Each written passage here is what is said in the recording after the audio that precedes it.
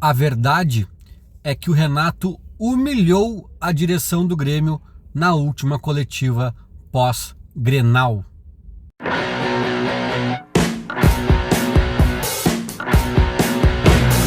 Começando um vídeo aqui conturbado, né? Um show de luzes e imagens, luzes externas. Tentei iluminar aqui dentro também, mas tá confuso, né? A noite de segunda-feira aí já avança pela cidade e tô tentando gravar esse vídeo na correria mesmo, do jeito que deu. O que importa é que o áudio fique bom, né? Fique minimamente audível. Mas a imagem vai ser isso aqui. Vamos lá. Analisando mais friamente, né, algumas coisas sobre essa discussão que tá rolando nas redes sociais gremistas aí, né, de Renato, direção, culpas, elenco, treinador, relação, todo esse imbróglio aí. Eu tenho visto algumas pessoas falarem duas coisas com as quais eu absolutamente não concordo. Uma é antiga, né, e a outra talvez um pouco mais recente. A primeira, que é antiga, é que o Renato tem culpa em relação sobre os elencos que o Grêmio monta. Cara, eu acho que o Renato tem uma culpa muito relativa nesses elencos. Eu acho que ele indica nomes ruins, sim. O Renato indica nomes ruins, sim. Isso a gente tem que dizer, porque senão as pessoas vão achar que eu tô falando que o Renato acerta em tudo que ele faz. Não acerta. Só que a gente tem que entender duas coisas a partir dessas indicações do Renato. Uma, ele indica em que contexto. E a gente sabe qual é o contexto. Desde outras gestões, né? Mas agora parece que a coisa está bem parecida. Ele indica nomes tops, muitas vezes. Ele erra bastante, mas ele também indica eventuais acertos e a direção nega, ou a direção tenta e não consegue, né? Ou a direção oferece nomes alternativos ao que o Renato pediu. Então, assim, já começa por aí. Vocês não pensem que o Renato pede o Rodrigo Caio porque ele acha que é o zagueiro dos sonhos dele. Se tu desse carta branca pro Renato escolher qualquer zagueiro, não seria o Rodrigo Caio. Se desse carta branca para ele pegar um lateral esquerdo, provavelmente ele pegaria, o Arana e não o Reinaldo. Mas por que ele pede o Reinaldo? Porque já é num contexto de escassez, num contexto em que talvez os nomes preferenciais sejam limados pela direção do clube. Então, isso tem que ser dito. Agora, para mim o principal nem é isso, cara. Para mim o principal é que não interessa o que o Renato pede. Todo treinador do mundo pede. Eu peço. Eu vou no meu Twitter e peço: oi, Grêmio, contrate o Joãozinho. O Grêmio não pode comprar todo mundo que eu peço, ou que vocês pedem, ou que qualquer pessoa pede, incluindo o Renato. Por quê? Porque há uma hierarquia, onde há um presidente, há uma direção e há um funcionário chamado treinador que fica abaixo. Se essa hierarquia é invertida, ou é atropelada de alguma forma, neste caso das contratações, a culpa é da direção. Por que eu digo neste caso? Porque eu acho que o Renato atropelou isso, por exemplo, quando ele fugiu da coletiva pós-Grenal do ano passado para ir ao Rio de Janeiro, no mesmo dia do Grenal, mesmo contrariando uma orientação ou uma ordem do presidente. Ali ele atropelou a hierarquia. E ali eles devem ter quebrado alguns pratos. Ali o Renato quebrou hierarquia. Agora, neste contexto, cara, de o Renato pedir e o Grêmio baixar a cabecinha e concordar, aí, cara, cabe à direção filtrar esses pedidos, né? Ou o Renato pediu um fulaninho. Entender por que ele pediu fulaninho. Porque o fulaninho é rápido, é um ponta pela esquerda. Então quer dizer que o Renato quer um ponta pela esquerda que seja rápido. Ó, Renato, a gente viu que tu pediu o Joãozinho aqui, ó. Mas quem sabe esses 3 nomes que a gente mapeou aqui, ó. Vamos por eles, vamos em algum deles. Sabe? Entender a necessidade do Renato, não dos nomes, mas do perfil do jogador que ele precisa. Porque é óbvio que o treinador tem que botar o dedo nessa construção, porque ele quer perfis, ele quer alternativas, ele tem uma visão de time e ele quer suprir essas carências. Agora, cabe à direção ser profissional, ter o mapeamento completo do mercado, ter o dedo no pulso das oportunidades, ter o dedo no pulso de um brasileiro que está fora e pode voltar, de um cara que está acabando o contrato lá, outro que é muito bom, mas brigou com o treinador, o outro que vai custar caro, mas a gente vai botar a mão no bolso. Cabe à direção ter esse mapeamento. E não um ser humano limitado, com a cabeça humana, fazendo pedidos e a direção acatando a todos esses pedidos. É muito simples, cara. É muito simples. E por que a direção acata? E aí eu acho que também muita gente erra nessa análise. Ah, porque eles são fãs do Renato, é a estátua, eles... Não, cara, por incompetência. Porque quando é para trazer o Suárez, o próprio Cristaldo, né? O Carbajo, que é um cara que eu acho que não tá bem ainda, mas que tinha um peso de ouro na época ali também, ninguém perguntou nada pro Renato. Comunicaram. Renato, vai vir o Suárez, tá? Recebe ele bem aí. Tá chegando também o Cristaldo, tá chegando ali um outro uruguaio ali, amigo do Suárez e tal. Ninguém perguntou nada, ou no máximo até perguntaram já assim, ó, beleza, né, Renato? Tudo bem por ti, né? Já contratando, né? Agora, quando eles fracassam miseravelmente na contratação de centroavantes, o Diogo Rossi da Band fez um levantamento que em 7 meses o Brum tentou 10 centroavantes e não trouxe nenhum. Aí o Renato fala, então eu quero o Diego Costa, velho. Então eu quero o Diego Costa. Daí a direção diz, tá, Renato, então liga pra ele. Por que a direção vai dizer, não, deixa comigo que eu vou. Não, já deixei contigo e tu tá há meses batendo cabeça. Tu não consegue trazer o Funes Mori. Então é por isso que a direção acaba baixando a cabeça, por incompetência, porque daí o Renato preenche vácuos que deixam abertos, né? E qual é o outro grande erro que eu comecei a ouvir as pessoas falando, uma outra narrativa? Eu vi o próprio Benfica tweetando hoje isso. Ah, que pro Renato e pra direção tá tudo certo, né? Só tá faltando azar, só tá faltando sorte. O Grêmio teve um pouco de azar nesses últimos jogos, e que é uma análise míope, para dizer o mínimo, né? Uma cegueira que não estão vendo, que é o universo que tá conspirando.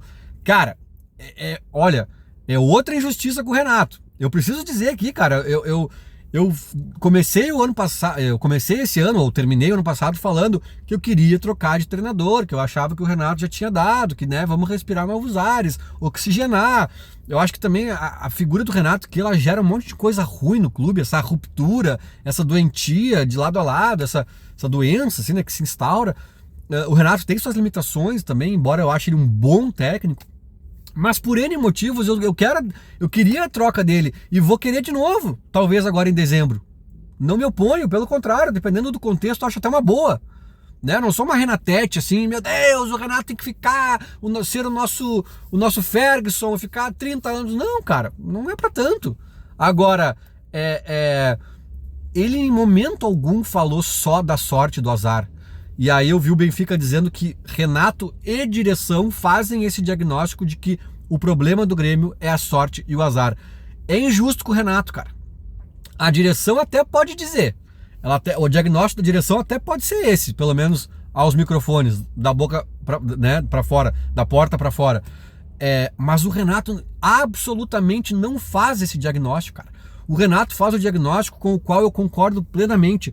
O pior problema do Grêmio é o elenco. O maior problema do Grêmio é o elenco, que ele chama de curto. Ele fala, não tenho muitas opções, mas é óbvio que a gente sabe que é curto e fraco. A gente sabe que mesmo dentro das opções que ele tem, há muita carência de qualidade. Nisso ele não avança e nem poderia, porque daí ele estaria expondo o grupo dele, né? Jogando aos leões, chamando os caras de ruins. Ele sabe que são, mas ele não diz. Ele foca muito nas opções, na quantidade, né? Que também é uma verdade. Que as verdades se misturam, né? É um elenco desequilibrado e fraco, né? E curto, sei lá. E o Renato bate nessa tecla. O Renato humilhou a direção do Grêmio na última coletiva. Ele vem dando pitadinhas aqui, cutucadinhas acolá. Na última coletiva ficou mais claro do que, né? Ficou mais cristalino do que a água. Ele chegou a botar o Eli de centroavante e dizer: vocês viram a que ponto eu tive que chegar? Vocês viram a que ponto que eu tive que chegar? Por quê? Em que contexto? O que ele quis dizer com isso? Tipo, meu elenco é tão bizarro que olha o ponto, a que ponto eu tive que chegar. Não dá pra ser mais claro que isso.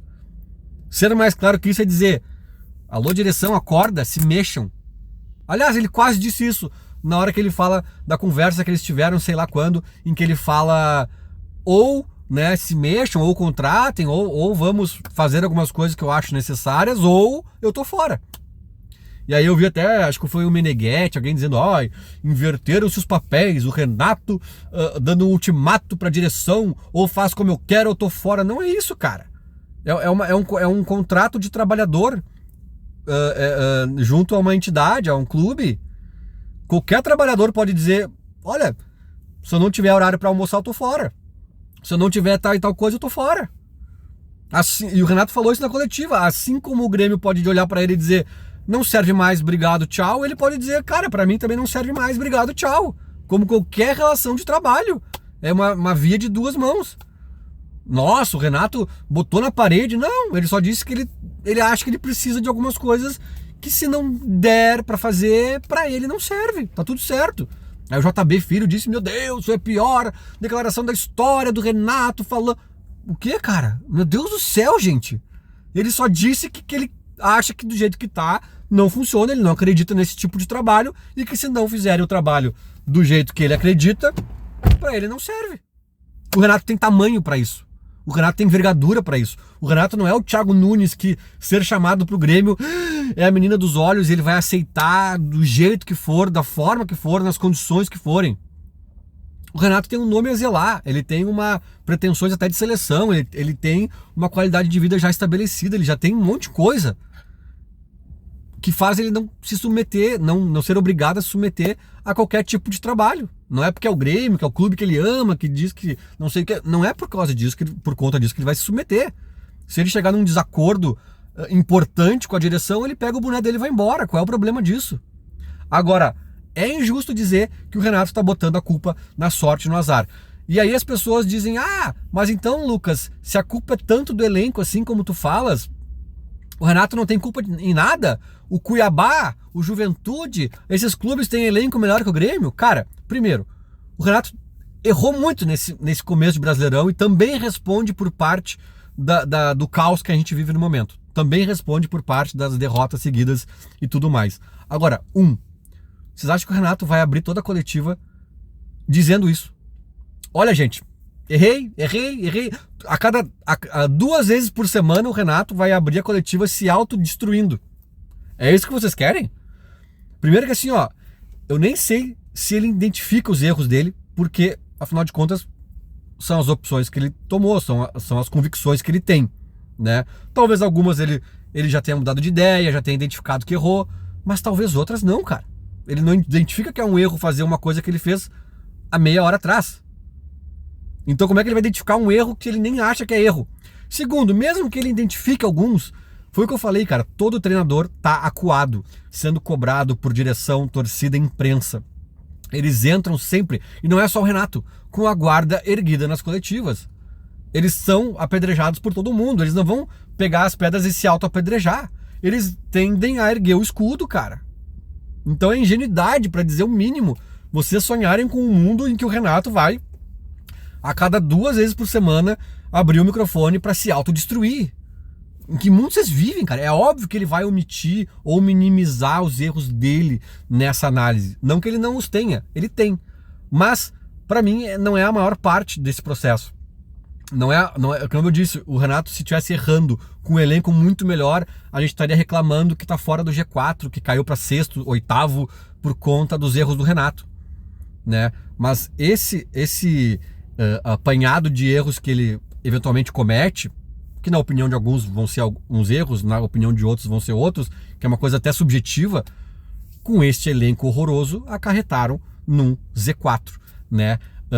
Os outros times que eu citei ali, então eles são piores. Não, cara, aí eu acho que é uma conjunção de fatores. O Fluminense também tá atrás do Grêmio, tá na lanterna. Não tem elenco pior que o Juventude, e o Diniz já acabou de ser campeão da América. Também não dá pra dizer que o Diniz é um completo inútil. As coisas não são assim, preto no branco, sabe? E aí entra um pouco, eu acho que sim, da sorte e do azar que o Renato fala. Eu acho que o Grêmio competiu em todos esses últimos jogos que jogou com os titulares, Flamengo, Botafogo, próprio Fortaleza, Grenal, o Grêmio teve chances de ganhar, chances de no mínimo empatar alguns desses jogos, né? Acho que com um pouquinho mais de sorte nessas derrotas seguidas aí, a gente poderia ter 2 ou 3 pontinhos a mais, sim. Então eu concordo com o Renato sobre isso, concordo, né? Agora, ele não tá baseando a opinião dele majoritariamente na sorte, no azar, dizendo que estamos nessa situação por conta do destino, dos astros, do universo. Não! O Renato bateu forte na direção do Grêmio, cara. É só ouvir a coletiva dele. Repito, mais forte que isso só se ele dissesse: vocês são os incompetentes, inúteis, que não sabem contratar. Ele não pode falar isso, ele chegou no limite do que ele pode falar.